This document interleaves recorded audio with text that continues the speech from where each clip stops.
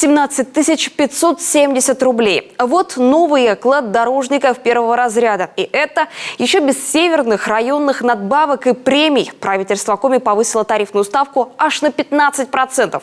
В эксклюзивном интервью Юргану председатель отраслевого профсоюза Иван Урсу рассказал, чем это обернется для всей отрасли. Продолжит Евгений Стокас.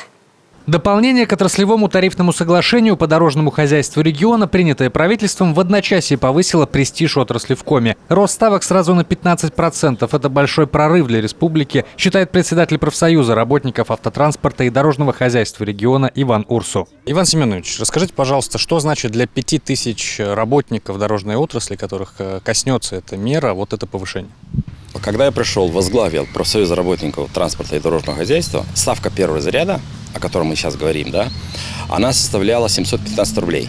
А на уровне Российской Федерации в 2004 году я пришел в Райском профсоюза, она была 1953 рубля. То почти 3 раза разница. Сегодня мы догнали российскую, а по остальным параметрам и критериям формирования социального пакета для дорожного рабочего, они выше, чем на уровне России.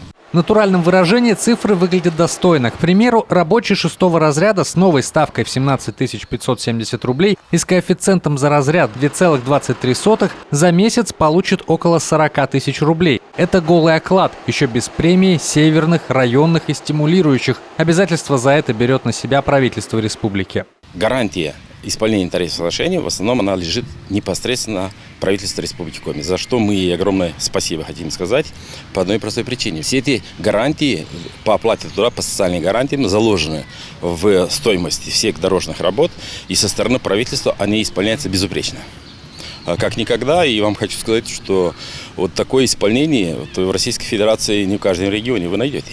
При этом есть и трудности, например, производительность труда. Выполнять одну и ту же работу зачастую приходится большим количеством людей, чем требуется по технологии из-за технической недооснащенности. Уровень производительности труда, в том числе и в дорожной отрасли, составляет желать лучшего, но это не вина рабочего. Я подчеркиваю сразу, это не вина рабочего, потому что мы по технологии ушли вперед.